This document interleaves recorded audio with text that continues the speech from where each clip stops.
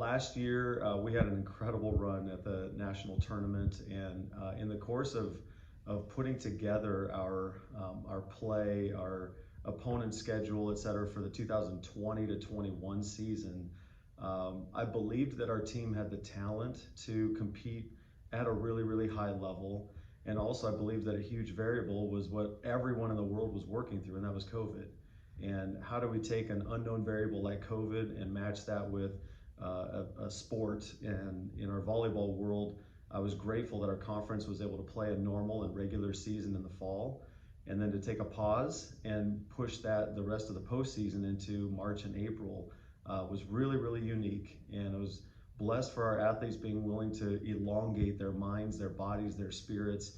And I'm truly grateful that in the sense of our team chemistry and everything we were working through to build those relationships with each other, March and April were really, really formative months for us. And I think the evidence of that and what the players committed to and their desires to really build meaningful depth in each of their relationships, that led to a really intense national tournament kind of experience where our backs were truly against the wall, and we were fighting to just stay alive in the national tournament and to beat Park, number 2 in the country, to beat them in a down 2 sets to none in a match point Park 24 to 22 scenario. And Hannah Connolly went back and served several points to tie it up, and we ended up winning that, if I remember right, 27-25 in that third set to just play a 4-set in that Park match, and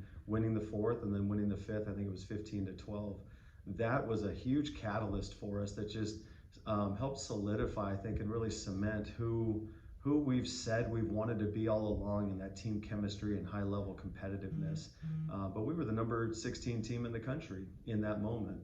And rankings, I've often found rankings can be set aside, but in the moment of that national tournament playing in April, to beat Park and to advance to play in that round of 8 the next day against Concordia, a conference team, was really, really special. And to see the team in the locker room, like I still get chills thinking about just that whole experience. Defender Nation having a venue where they could come out and really be together side by side, even though they had to wear masks. It was really, really special.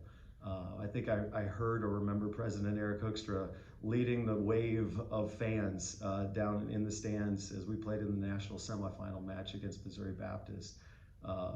Playing that match and being on ESPN3 for the 3rd time in I think 4 or 5 years.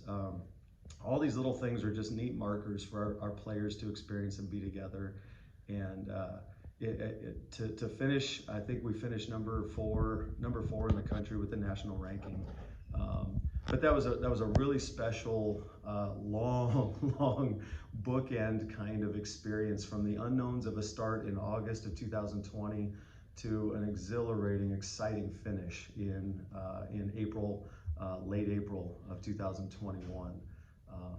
And so my calculation through how do we schedule for this coming year, a lot of my calculation has been, do we have enough rest? Do we have enough downtime? Do we have enough physical, mental, emotional, spiritual recovery from that kind of long and enduring season? And time will tell.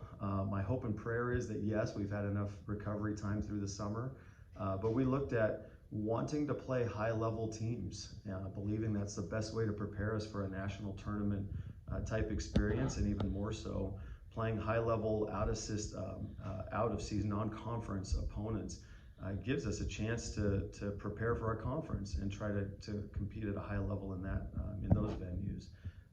But Lord willing, I'm optimistic about the immediate fall that we're in and just starting, and the August to December schedule as it's laid out by our conference and the NAIA. I believe that'll be the healthy model that I think will reset our athletes onto a more balanced schedule as we go.